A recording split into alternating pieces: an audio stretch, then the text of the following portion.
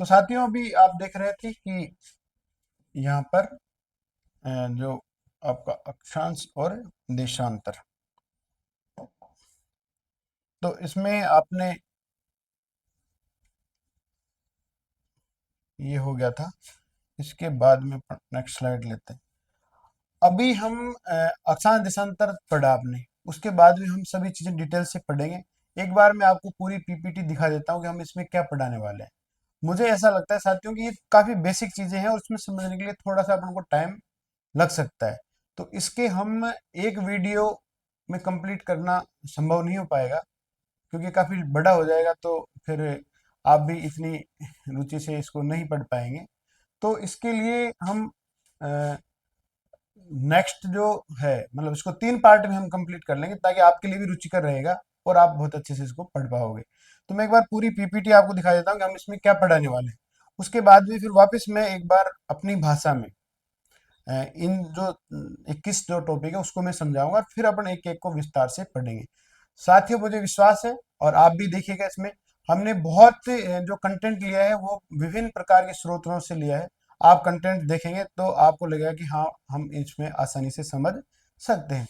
एक बार देख लीजिए, एक बार पूरा कंटेंट आप, उसके बाद में हम दोबारा से इसको स्टार्ट करते हैं। तो अक्षांश से देशांतर को हमने जनरली एक बार बता दिया था आपको।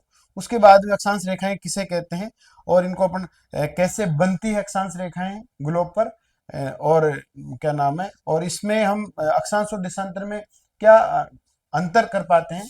ठीक है, वो आप इसमें अगली स्लाइड में देखेंगे। ठीक है, उसके बाद में फिर ये हमने नेक्स्ट जो स्लाइड बनाई है वो है लॉन्गिट्यूड पर। ये भी हमने बहुत अच्छे से इसको दर्शाया है और यहाँ आप इसमें अंतर कर पाएंगे अक्षांश और देशांतर रेखाएं किस प्रकार से भिन्न है और इनका क्या महत्व है। ठीक है, अगली जो स्लाइड है उसमें हमने इसका एनसीईआरटी की जो 11th क्लास की जो प्रैक्टिकल की बुक है उसमें से हमने ये सारणी ली है और इनको हमने चित्र के द्वारा इनको बहुत अच्छे से एक एक बिंदु को समझाने का प्रयास किया है। उसके बाद में है भौगोलिक ग्रिड, जो अक्षांश देशांतर रेखाओं का जाल होता है, और एक होता है निर्देशांक, मतलब कि भौगोलिक निर्देशांक, जो ये है ज्योग्राफिकल कोऑर्डिनेट। इसके बारे में हम आपको बताएंगे। उसके बाद है गोलार्ध, उत्तरी गोलार्ध, दक्षिणी गोलार्ध, पूर्वी गोलार्ध और पश्चिमी गोलार्ध। तो हमने चित्र के माध्यम से इनको हमने यहाँ पर दर्शाया है और इसको हम आगे से पढ़ाएंगे। उसके बाद में संसार के प्रमुख अक्षांश, तो उसमें हम आपको कर्क रेखा, मकर रेखा, आर्कटिक वृत्त, अंटार्कटिक वृत्त, उत्तरी ध्रुव और दक्षिणी ध्रुव, इनके बारे में बताएंगे और इनके महत्व के बारे में हम इनमें बताएंगे, और ये कैसे ताप कटिबंध में परिवर्तित होते हैं वो भी हम आपको इसमें बताएंगे। उसके बाद में प्रधान यामांतर रेखा, उसको हमने, ये कहाँ से गुजरती है, किन किन देशों में गुजरती है, किन महाद्वीपों में गुजरती है और इसका क्या महत्व है, पूर्व और पश्चिम में इसका क्या महत्व है टाइम जोन को लेकर, वो इसमें बताएंगे। फिर है अंतरराष्ट्रीय मानक समय रेखा, इंडियन स्टैंडर्ड टाइम लाइन, उसको चित्र सहित हमने यहाँ भी दिखाया है, और ये आपका जो समय की गणना करते हैं देशांतरों के आधार पर वो किस प्रकार करते हैं वो इस वीडियो में हम आपको बताएंगे। नेक्स्ट है प्रमाणिक समय, स्टैंडर्ड टाइम। तो स्टैंडर्ड टाइम क्या होता है और क्या नाम है, स्टैंडर्ड टाइम और एक है स्थानीय समय यानी लोकल टाइम में क्या अंतर है, वो भी हम आपको इस स्लाइड के माध्यम से बताएंगे। उसके बाद में है भारतीय मानक समय, यानी कि इंडियन स्टैंडर्ड जो है टाइम, इंडियन स्टैंडर्ड टाइम भारतीय मानक समय है। तो जो आपकी मानक समय रेखा है वो कहाँ से गुजरती है, कितने राज्यों से गुजरती है और इसका क्या महत्व है। उसके बाद में इंटरनेशनल डेटलाइन, अंतरराष्ट्रीय तिथि रेखा। तो साथियों अंतरराष्ट्रीय तिथि रेखा है उसको विश्व में कहाँ कहाँ पे वो मुड़ी हुई है, कहाँ से गुजरती है, उसके पश्चिम में और पूर्व में जाने पर उसमें जो दिन में क्या अंतर आता है समय का, वो हम इसमें आपको स्लाइड के माध्यम से बताएंगे। फिर टाइम जोन के बारे में, टाइम जोन आपका जो भूमध्य रेखा से पूर्व की तरफ और पश्चिम की तरफ, इसको दोबारा हमने बहुत अच्छे से समझाया है। तो साथियों ये जो पूरी स्लाइड से यदि आप देख पाओगे तो बहुत अच्छे से आप आसान भाषा में खुद तो जानोगे, आप किसी और को भी बहुत अच्छे से बता सकते हो। यह ताप कटिबंध है, इसको चित्र द्वारा बताया गया है। यहाँ पर ये सूर्य का प्रकाश के माध्यम से और ये इसको भूगोल उस पर ग्लोब पर दर्शाया गया है। उसके बाद ताप कटिबंध को हमने और दोनों गोलार्धों के आधार पर 5 भागों में बांटा है, और इसको हमने एक संसार के मानचित्र पर दर्शाया है। ठीक है साथियों, तो ये है हमारा पूरा जो पीपीटी वर्क था, मतलब इस टॉपिक को लेकर। तो अब हम वापस एक बार अपनी भाषा में इन चीजों को समझने का प्रयास करते हैं, और फिर उसके बाद में दोबारा से हम एक एक चीजों को समझेंगे। तो अपन वापस एक बार चलते हैं। अक्षांश देशांतर आपने समझ लिए। अब हम जो भूगोल पर जो प्रमुख अक्षांश रेखाएं हैं उनको हम समझने का प्रयास करेंगे। ठीक है साथियों, अब हमने यहाँ पर एक नई स्लाइड ली है, और यहाँ पर अपन लिखते हैं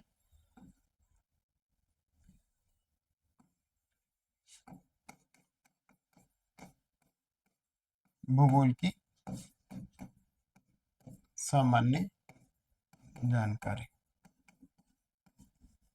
ठीक है, तो सबसे पहले तो हम साथियों ग्लोब के ही बारे में जानते हैं। यहाँ अपनी भाषा में समझेंगे हम कि जो ग्लोब है वो क्या चीज है। यह पृथ्वी का प्रतिरूप या पृथ्वी का मॉडल को हम क्या कहते हैं, ग्लोब कहते हैं। ठीक है साथियों, तो जो ग्लोब है वो पूर्णतः गोलाकार नहीं है, ध्रुवों पर चपटा है, और भूमध्य रेखा के आसपास ये थोड़ा सा उभार लिए हुए है। ठीक है, ये तो हो गया आपका ग्लोब। दूसरी बात इसमें है अक्षांश और देशांतर, जो अपन ने पहले भी पढ़ चुके थे। अब दोबारा से आप देखिए साथियों, जो मैं आपको इजी लैंग्वेज में ये चीजें समझा रहा हूँ, ये समझने के बाद में जब मैं इनकी डिटेल पढ़ेंगे तो बहुत ही आपको अच्छा लगेगा, और आपको तभी ये चीजें समझ में भी आने लगेगी। तो अक्षांश और देशांतर, ठीक है। उसके बाद में है 4 नंबर पे लीजिए ग्रिड, और 5 नंबर पे है भौगोलिक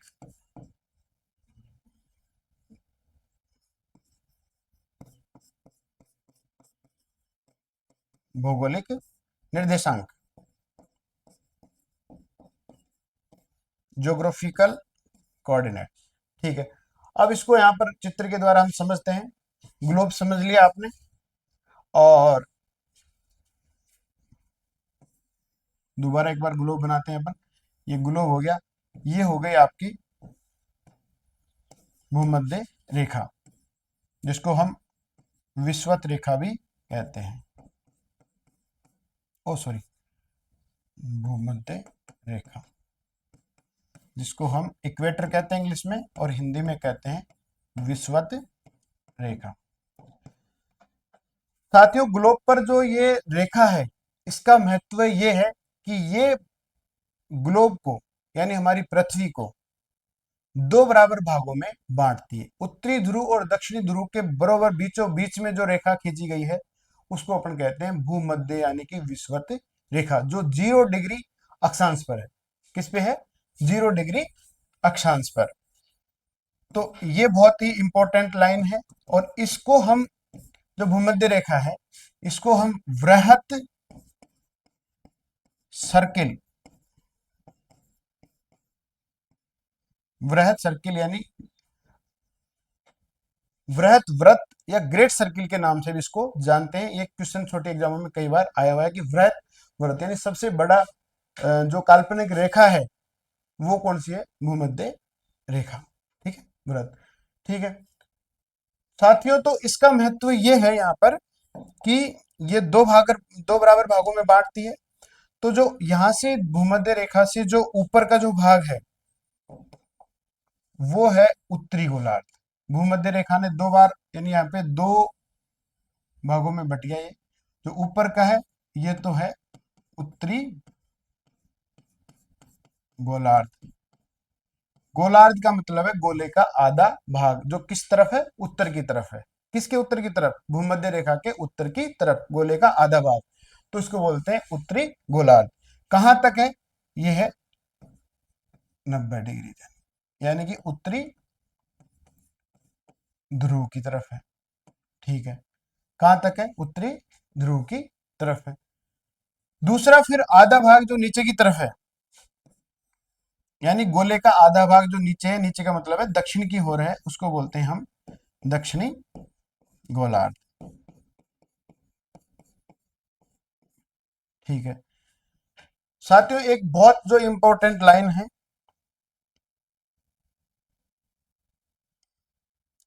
वो है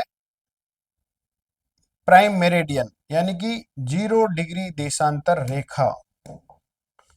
साथियों वो दोनों ध्रुवों को मिलाने वाली काल्पनिक रेखा है। ठीक है, इसको बोलते हैं प्रधान मध्याह्न रेखा। आप लिख सकते हैं, बहुत इंपॉर्टेंट चीज है। इसको अपन 0 डिग्री देशांतर भी कहते हैं।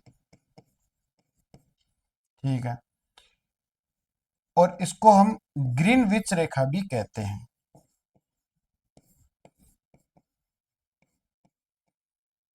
प्रधान मध्याह्न रेखा को प्राइम मेरिडियन मेरिडियन रेखा भी कहते हैं। तो देखो साथियों, यहाँ पर कई बार हम इस चीज को लेकर कंफ्यूज हो जाते हैं। कई बार आता है कि प्राइम मेरिडियन रेखा कहाँ पर स्थित है, तो हमको नहीं पता होती है।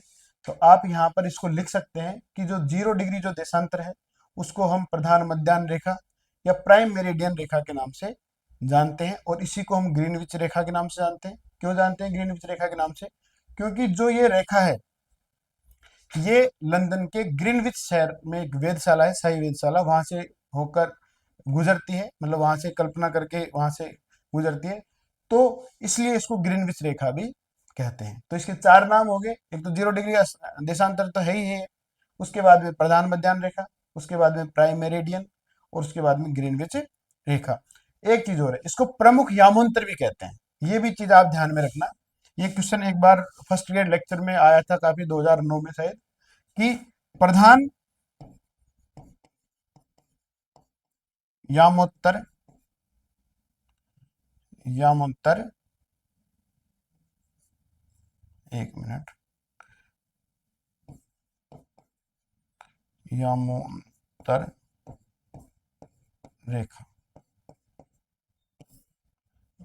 क्योंकि देशांतर को अपन मध्यांतर भी कहते हैं। अक्षांश को अपन समानांतर यानी पैरेलल्स बोलते हैं, और देशांतर को मध्यांतर बोलते हैं। मध्यांतर क्यों बोलते हैं साथियों? क्योंकि जो हमारे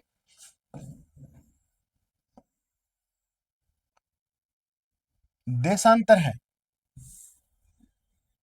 जो हमारे देशांतर हैं उनको हम मध्यांतर इसलिए कहते हैं क्योंकि ये समय का निर्धारण करते हैं, और सूर्य का जो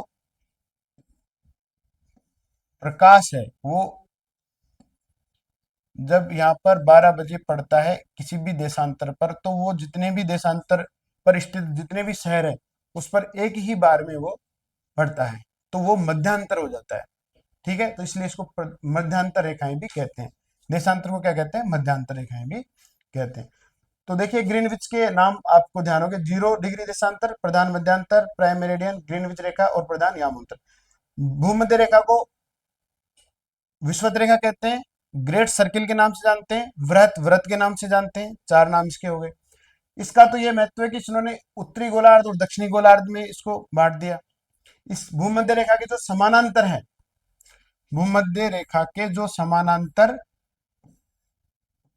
रेखाएं हैं, काल्पनिक रेखाएं, उनको हम कहते हैं अक्षांश रेखाएं। क्या कहते हैं? अक्षांश रेखाएं। और उत्तरी ध्रुव को दक्षिणी ध्रुव से मिलाने वाली जो काल्पनिक रेखा है उसको बोलते हैं देशांतर रेखाएं।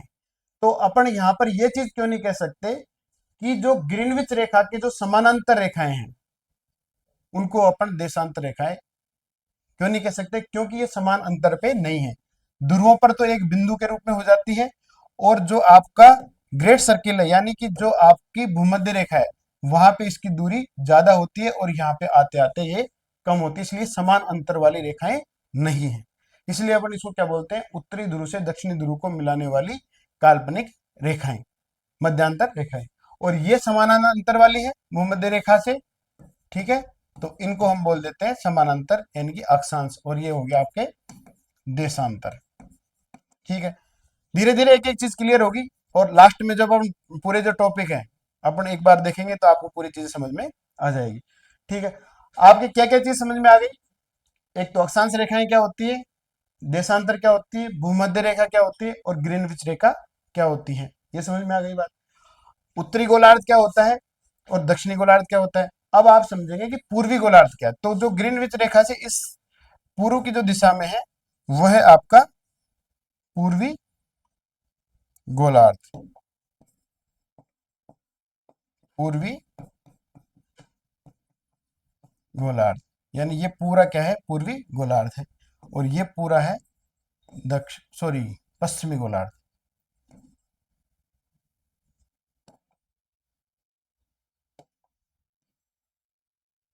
पश्चिमी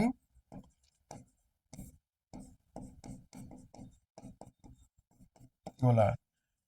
तो जो गोलार्ध है यानी गोले का आधे भाग, तो ग्लोब को अपन ने चार भागों में बांट लिया एक तरीके से। एक बार यहां देख लीजिए आप, एक बार एक तो बांट दिया 0 डिग्री देशांतर ने, और एक बार बांट दिया इन्होंने 0 डिग्री अक्षांश ने,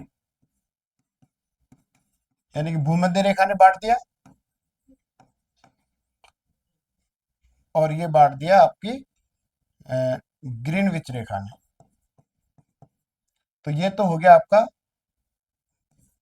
पूर्वी, ये हो गया आपका पश्चिमी, ये हो गया आपका उत्तरी, ये और ये हो गया आपका दक्षिणी, ठीक है।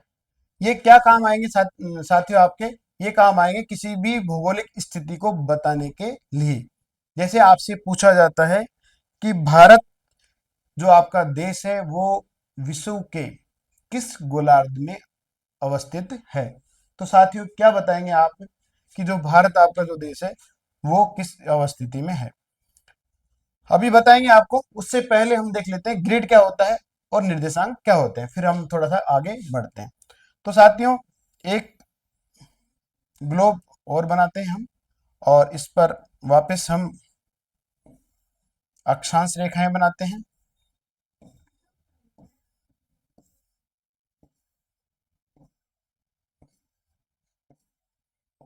ठीक है।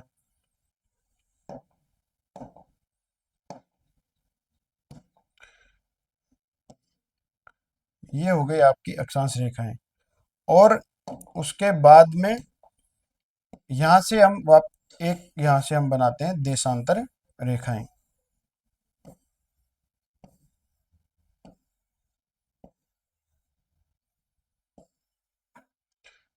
तो साथियों ये जो अक्षांश और देशांतर रेखाओं का जाल है, अक्षांश व देशांतर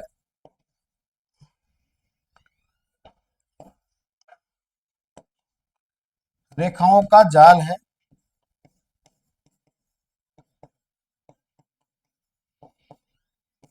उसको हम क्या कहते हैं, ग्रिड कहते हैं। क्या कहते हैं, ग्रिड। तो ये हो गया आपका ग्रिड हो गया, ये हो गया आपका देशांतर, ये हो गया आपका अक्षांश, और ये आपका ग्लोब तो था ही आपका। ग्लोब को हम इस प्रकार से भी दिखा सकते हैं, ये,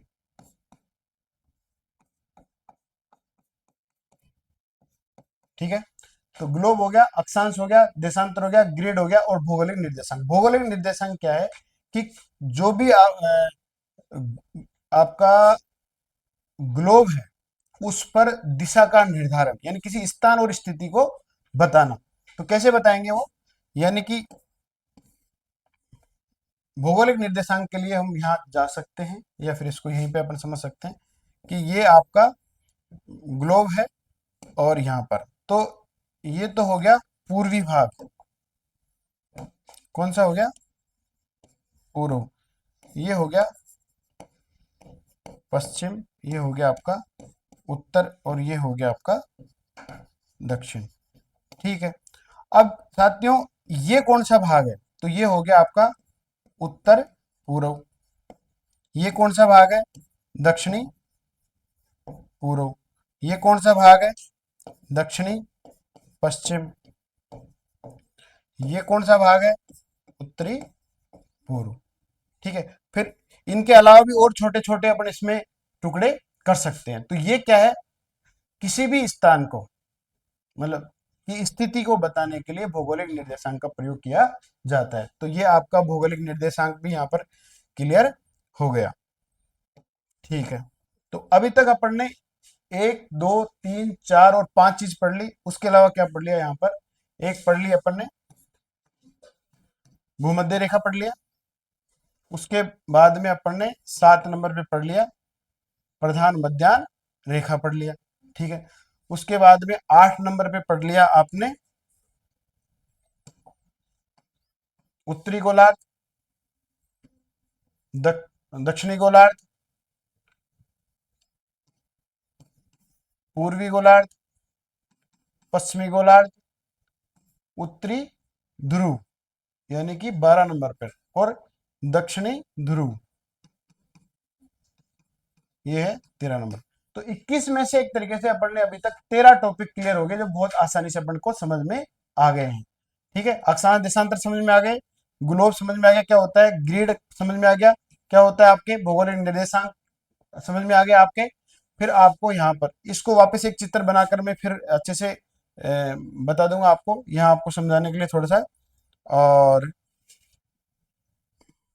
ठीक है, अब वापस से हम चलते हैं, जो टॉपिक हमारे छूट गए हैं उनके बारे में, जो संसार के प्रमुख अक्षांश। ठीक है। इसमें वापस हम लिखेंगे 0 डिग्री अक्षांश, एक लिखेंगे अपन कर्क रेखा, एक लिखेंगे हम मकर रेखा, और कर्क रेखा, मकर रेखा, और आर्कटिक व्रत, यहां पर अंटार्कटिक व्रत, और ये हो गया आपका उत्तरी ध्रुव, और ये हो गया आपका दक्षिणी ध्रुव। 1 2 3 4 5 6 और 7 चीज यहाँ पे अपन समझेंगे। तो अपन इसके लिए एक बड़ा सा अपन ग्लोब बनाते हैं। ठीक है साथियों, शायद ये कलर आपको इतना बढ़िया दिख नहीं रहा है, इसको अपन थोड़ा सा कलर चेंज कर लेते हैं यहाँ पर।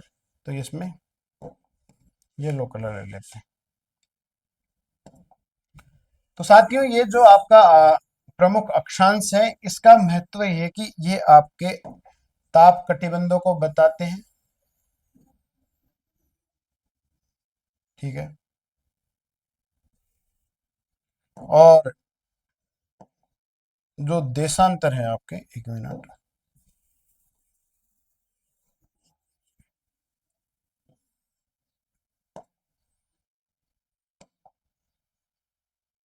जो भी चीजें समझ में नहीं आ रही है वो आप कमेंट बॉक्स में लिख सकते हैं। हम आपको दोबारा से, जो भी आपका वीडियो बनेगा उससे शुरुआत में हम दोबारा से उस चीज को समझा देंगे। ठीक है। हम्म।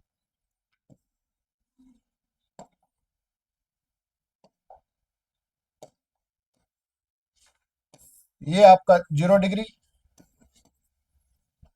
ठीक है। उसके बाद में जो ऊपर है, यानी जो अक्षांश है, तो 23.5 डिग्री जो उत्तर में अक्षांश है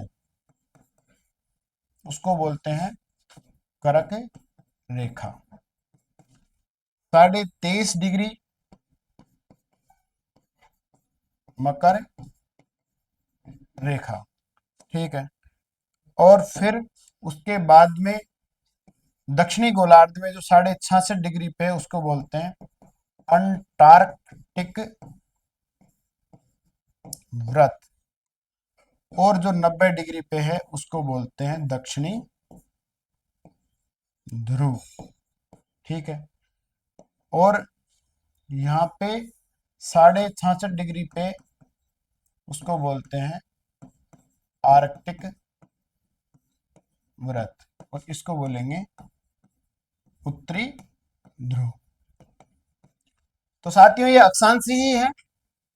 आपने देखा होगा कि जो भूमध्य रेखा के समानांतर जो अपन ग्लोब पर काल्पनिक रेखाएं खींचते हैं उनको अक्षांश कहते हैं, पर ये प्रमुख अक्षांश है। तो इनका कुछ न कुछ महत्व है, इसलिए हम अलग से यहाँ पे इनको पढ़ रहे हैं।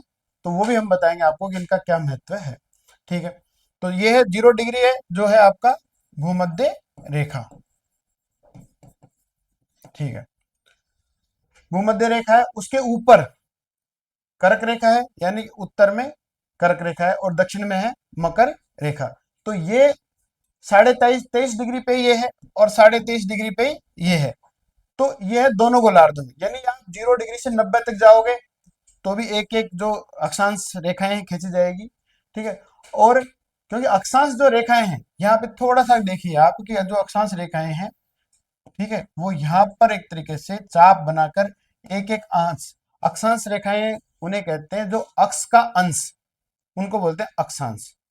अक्ष आपका क्या है, एक्सिस, वो है ये है, ये क्या है आपका अक्ष, और इसका क्या है अंश। तो अक्ष का अंश यानी एक डिग्री पे, कितने अंतराल पे, 1 डिग्री के अंतराल पे ये आपने खींची गई रेखाएं हैं जैसे। तो ये टोटल यहाँ पर 90 डिग्री तक ये खींची गई है और फिर इनको यहाँ से ऐसे मिला दिया गया है। ऐसे हमने अक्षांशों का निर्माण किया है। ठीक है। ये 89 तक है और फिर 90 है जो वो है केवल बिंदु के रूप में है यहाँ पर। तो अक्षांश हो गया ये।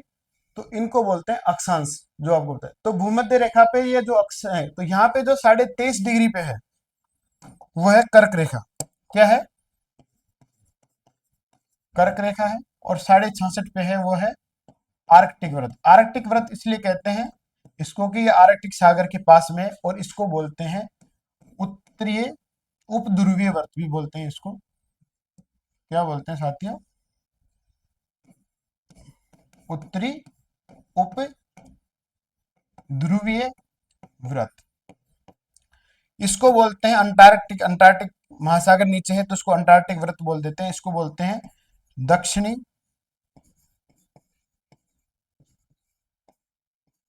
दक्षिणी उपध्रुवीय व्रत। ठीक है। इस नाम से भी इसको जाना जाता है। अब इनका क्या महत्व है, इनका महत्व समझिए कि अपन को यहाँ पे इन्होंने यहाँ पे दिखाया है तो इसका कुछ न कुछ महत्व है। तो महत्व ये है साथियों कि जो भूमध्य जो रेखा है वहां तो जो सूर्य की जो किरणें हैं वो सदा क्या पड़ती है, सीधी पड़ती है। ठीक है। तो यहाँ पर भूमध्य रेखा पर तापमान भी अधिक होता है और वर्षा भी अधिक होती है। ठीक है। कर्क रेखा पर साल में एक बार, कर्क रेखा पर साल में एक बार यहां तक और एक बार यहां तक, यानी यहां पर वर्ष में एक बार सूर्य की किरणें सीधी, तो इसको बोलते हैं हम ताप कटिबंध या उष्ण कटिबंध। तो आपको समझ में आ गया ये बात कि जो मकर और कर्क रेखा के जो बीच का भाग है वहां पर सूर्य की किरणें वर्ष में एक बार सीधी पड़ती है। ठीक है। इसलिए इसको अपन उष्ण कटिबंधीय क्षेत्र भी कहते हैं। ठीक है। यहाँ पर दिन और रात लगभग 12 घंटे के होते हैं, लगभग 14 से 12 घंटे के। और फिर साथियों आगे हम बात करें तो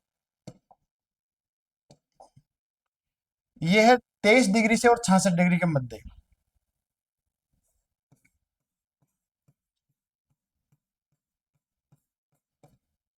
दोनों गोलार्धों में 23 से और 66 डिग्री के मध्य। इसको बोलते हैं समशीतोष्ण प्रदेश। क्या बोलते हैं इसको,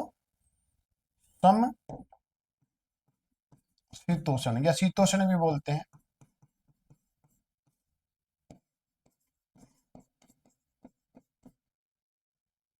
कटिबंध बोल दो, क्षेत्र बोल दो, ठीक है। उसके बाद उसके बाद जो बचा हुआ है वह क्या है, 66 डिग्री से और ध्रुवों तक, 66 डिग्री से और ध्रुवों तक। तो साथियों यहाँ पर इसको बोलते हैं शीत कटिबंध। क्या बोलते हैं इसको? शीत कटिबंध। यानी कि 66 डिग्री से और 90 डिग्री दोनों गोलार्धों में क्या है, ये शीत कटिबंध, ठीक है। तो ताप कटिबंध की जो बात कर रहे थे अपन, वो यहाँ पर इन रेखाओं के साथ ही क्लियर हो गए कि ताप कटिबंध तीन हो गए। एक तो हो गए उष्ण,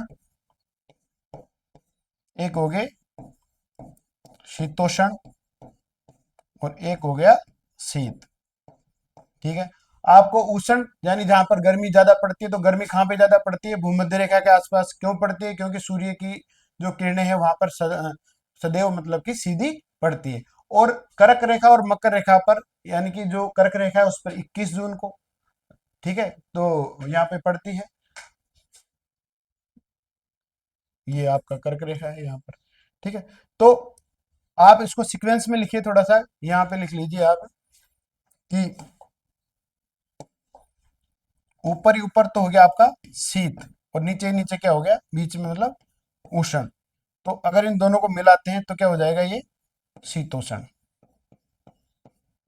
ठीक है। तो ये ध्रुव के पास में, ये मध्य अक्षांशों पे, और ये निम्न अक्षांशों पे। तो ये एक चीज ये भी समझ लीजिए, कई बार किताब में जब हम पढ़ते हैं कि मध्य अक्षांश में, उच्च अक्षांश में, निम्न अक्षांशों में, तो कई जो विद्यार्थी है उनके थोड़ा सा समझ से परे हो जाती है बात की ये चीज पता नहीं क्या पूछ रहे हैं, मध्य अक्षांश कहाँ पे होते हैं। तो ये थोड़ा सा आप यहाँ पर देख लीजिए। तो साथियों जो भूमध्य रेखा है, ठीक है, एक बार इसका स्क्रीनशॉट ले लीजिए आप,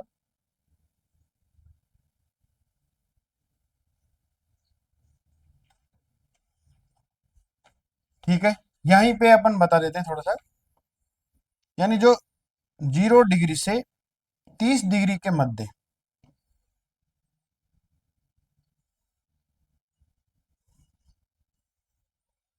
इसको आप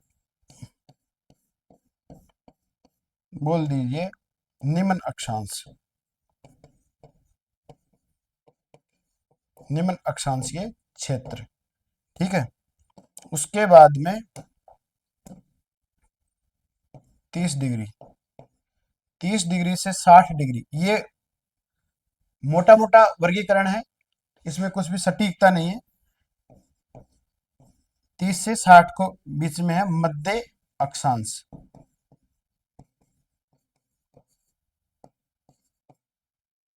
क्या हो गया ये, मध्य यानी बीच में अक्षांश, ठीक है। और जो लास्ट में जो बचा है, लास्ट में जो बचा है वो हो गया उच्च अक्षांश। उच्च अक्षांश का मतलब है कि 60 से और 90 डिग्री के बीच में, 60 से और 90 डिग्री के बीच में उच्च अक्षांश, ठीक है।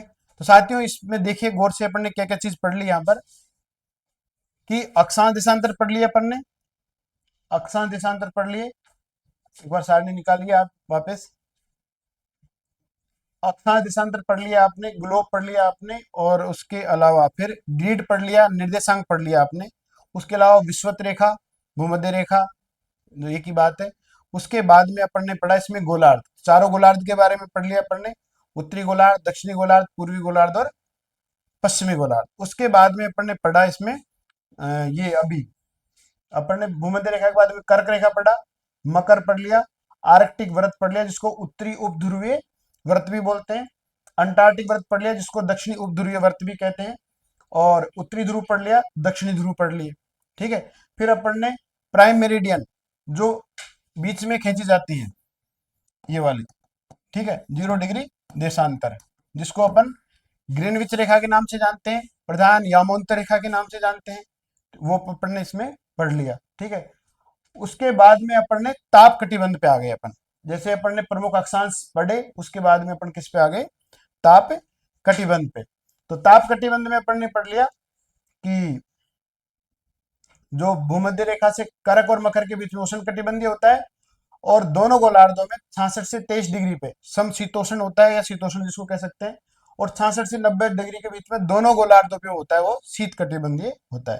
तो आपने ताप कटिबंध भी पढ़ लिए, उष्ण पढ़ लिया, शीतोष्ण पढ़ लिया और शीत पढ़ लिया। ठीक है साथियों, अब दो चीज और बची है जो सिर्फ आप जनरली समझ लीजिए, उसको आगे लेते हैं स्लाइड को अपन, और फिर इस क्लास को अपन यही समाप्त करते हैं। हम्म। एक है आपका अंतरराष्ट्रीय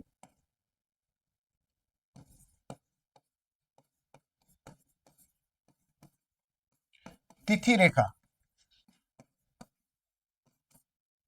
ठीक है, इसको अपन इंटरनेशनल डेटलाइन के नाम से भी जानते हैं। किसके नाम से जानते हैं? International dateline. ठीक है साथियों, इसको थोड़ा सा समझने का प्रयास कीजिए आप, यहाँ पे आराम से आपके समझ में आ जाएगा ये। कई बार जो ग्लोब है वो पूरा गोलाकार नहीं बनता है, हालांकि गोलाकार है भी नहीं। ठीक है, तो यहाँ पर जो आपका 0 डिग्री है, 0 डिग्री देशांतर, जिसको अपन प्राइम मेरिडियन भी बोलते हैं, मेरिडियन, या इसको बोलते हैं प्रधान यामोंतर रेखा,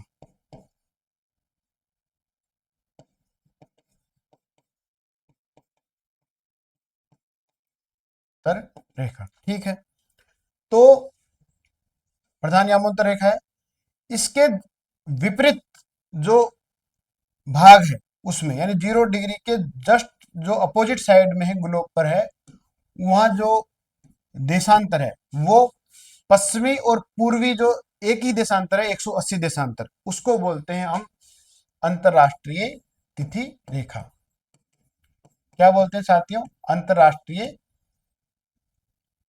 180 देशांतर, अंतरराष्ट्रीय तिथि रेखा। तिथि रेखा क्यों बोलते हैं हम उसको, यहाँ पे थोड़ा सा हम समझने का यहाँ पे प्रयास करेंगे हम,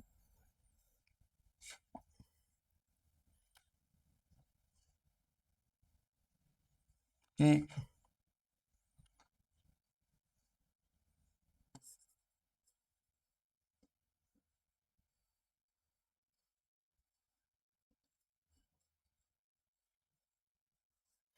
ये उत्तरी अमेरिका हो गया, दक्षिणी अमेरिका हो गया।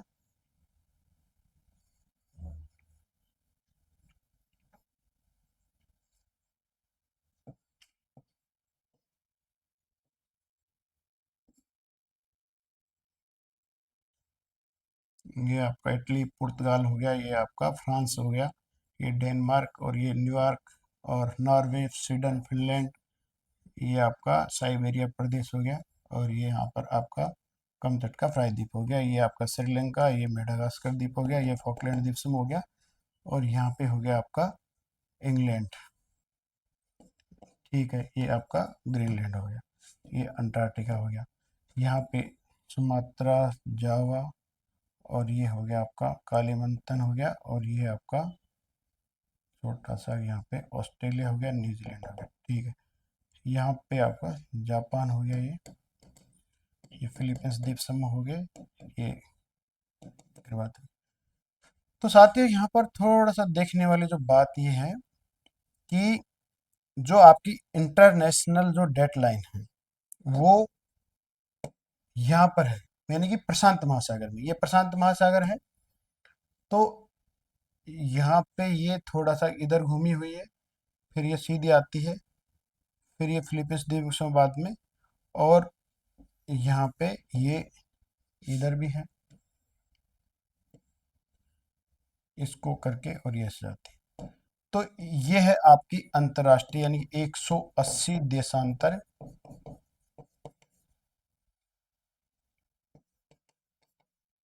रेखा, जिसको अपन बोलते हैं अंतरराष्ट्रीय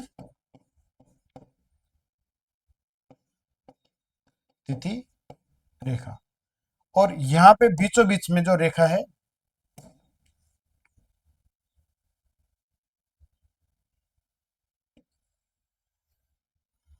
ये वैसे लंदन के इधर से गुजरती है, ये थोड़ा सा, ये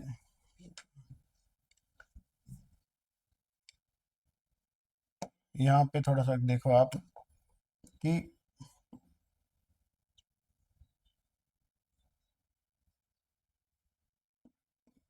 हम्म, ये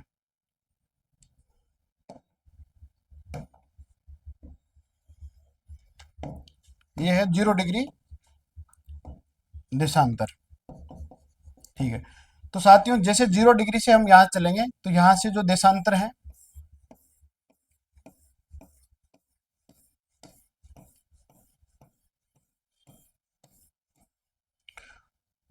179 तक यहाँ पे आएंगे, फिर 180 डिग्री पे जो है देशांतर वो इधर से यहाँ पे 180 देशांतर वो दोनों कॉमन है, पूर्वी और पश्चिमी जो पूर्व देशांतर है वो 180 डिग्री पर एक कॉमन लाइन है जिसको बोलते हैं हम अंतरराष्ट्रीय तिथि रेखा।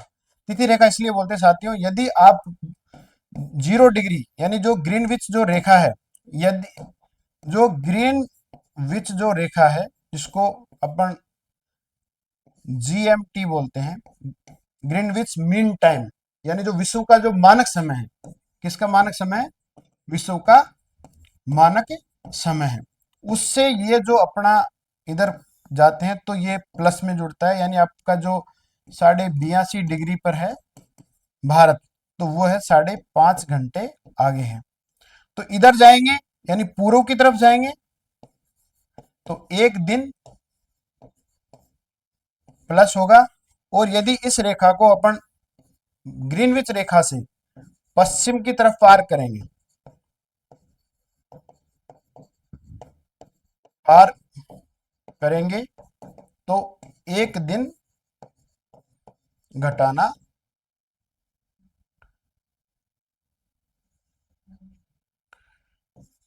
घटाना पड़ेगा।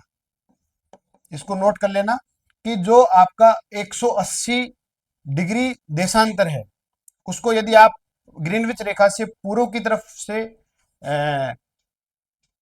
पार करेंगे तो एक दिन बढ़ेगा, और पश्चिम की तरफ से पार करेंगे तो एक दिन घटेगा। ठीक है, क्योंकि यहाँ पर जो जो आपका जो देशांतर है इधर से पूर्व की तरफ करते हैं तो समय बढ़ता है, और पश्चिम की तरफ क्रॉस करते हैं तो दिन घटता है। ठीक है साथियों। तो हाँ, एक चीज और रह गई इसमें, एक ये हो गई आपकी अंतरराष्ट्रीय तरीका, एक है भारतीय मानक समय। तो भारतीय मानक समय क्या है साथियों, इसको थोड़ा सा देख लो आप।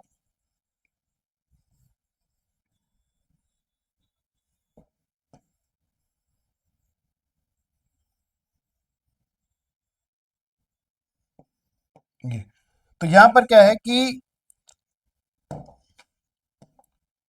ये 82.5 डिग्री पे,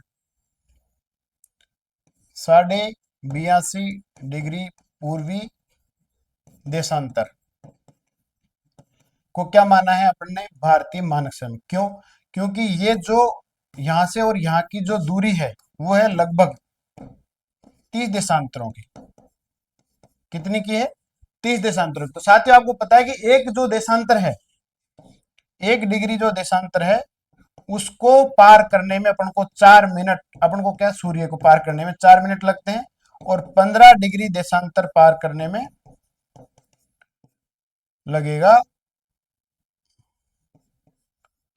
वो सॉरी 60 मिनट, यानी कि 1 घंटा। तो अगर 30 देशांतर पार करेगा तो लग जाएंगे 120 मिनट, यानी कि 2 घंटे। तो यदि जब अरुणाचल प्रदेश में दिन उगेगा, कहां पर उगेगा, अरुणाचल प्रदेश में सूर्य उगेगा, यानी मान लीजिए यहाँ पर 4 बजे हैं सुबह के, तो ये 2 घंटे बाद में यानी कि यहाँ पर 6 बजे सुबह होगी, 2 घंटे लगेंगे। तो इस जो दूरी को कम करने के लिए यहाँ पर बीचों बीच में 82.5 डिग्री पर एक काल्पनिक रेखा खींची, 82.5 डिग्री पर, जिसको भारतीय मानक समय के नाम से जाना जाता है। तो उसके अनुसार अब भारत की जो पूरे भारत की जो घड़ी है वो भारत पूर्वी 82 डिग्री पूर्वी देशांतर के अनुसार मिली हुई है।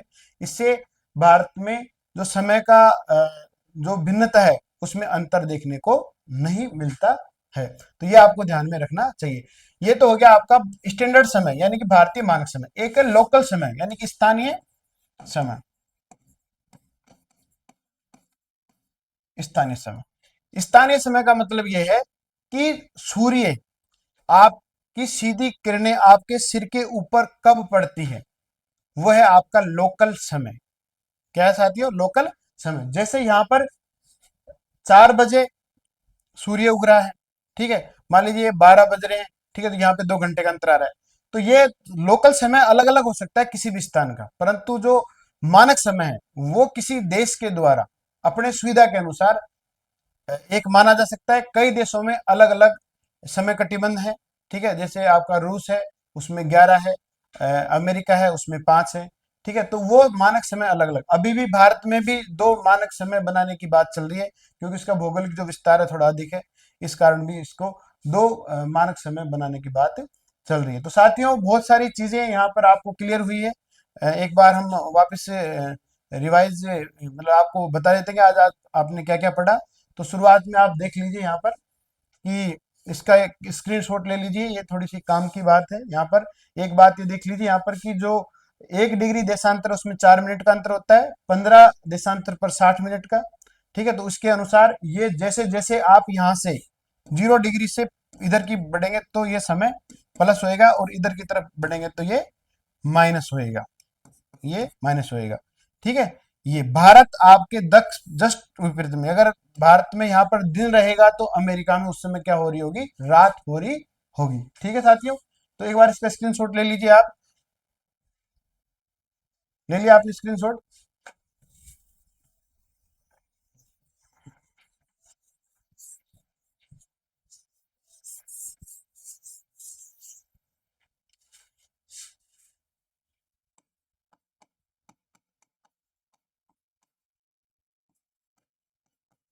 ग्लोब आज जो पढ़ा वो अक्षांश, देशांतर।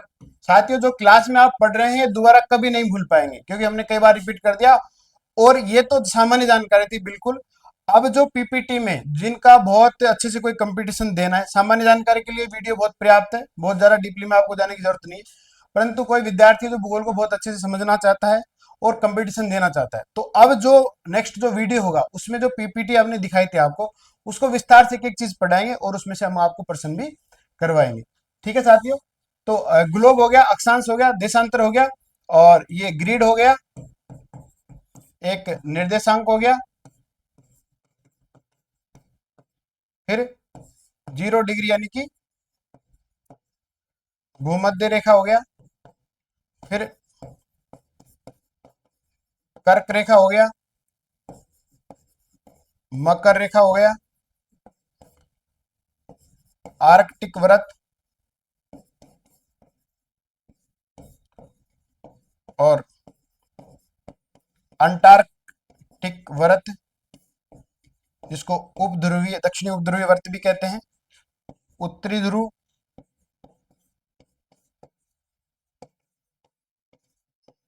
दक्षिणी ध्रुव, ठीक है। उसके बाद में आप गोलार्ध पे आ जाइए इधर। तो गोलार्ध में जो विषुवत रेखा है वो 2 भागों में बांटती है, उत्तरी गोलार्ध, इसको लिख लीजिए, ये आपके आने वाले टाइम में बहुत काम की चीज है, दक्षिणी गोलार्ध, और जो 0 डिग्री देशांतर यानी कि ग्रीनविच रेखा ने जो बांटे हैं वह है पूर्वी गोलार्ध और पश्चिमी गोलार्ध, ठीक है। उसके बाद में आपने क्या पढ़ा इसमें, कि इसमें पढ़ा आपने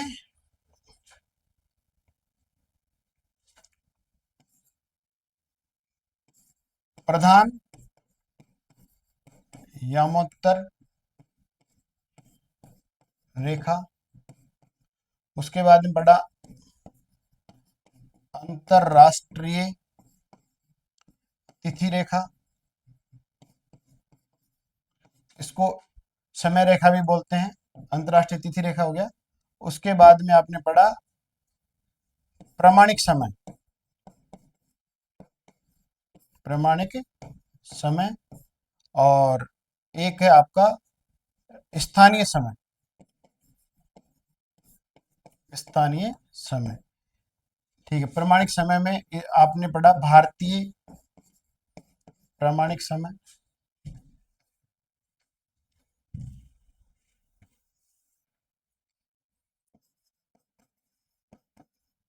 प्रामाणिक समय। ठीक है, और उसके बाद में आपने पढ़ा इसमें ताप कटिबंध,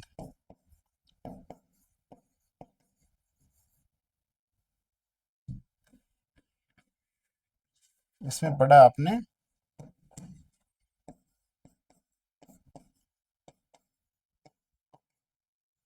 ताप कटिबंध, जिसमें उष्ण कटिबंध और शीतोष्ण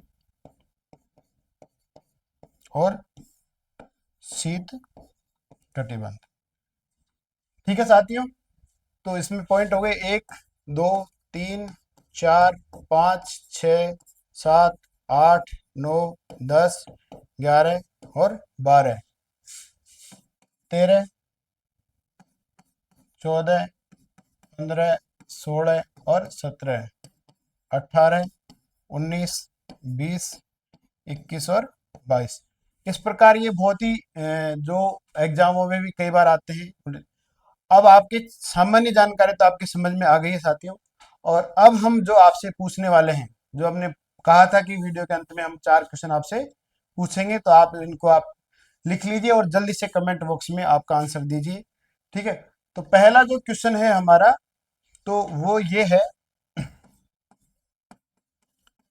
कि निर्देशांक किसे कहते हैं, किसे कहते हैं, निर्देशांक किसे कहते हैं। दूसरा जो प्रश्न है, प्रधान यामोत्तर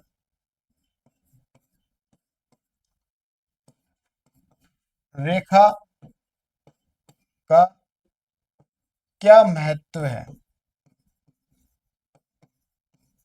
ठीक है, तीसरा जो प्रश्न है वो है प्रामाणिक समय एवं स्थानीय समय में क्या अंतर है। और लास्ट क्वेश्चन है कि अंतरराष्ट्रीय तिथि रेखा को पश्चिम से पूर्व की तरफ पार करने पर दिन घटता है या बढ़ता है।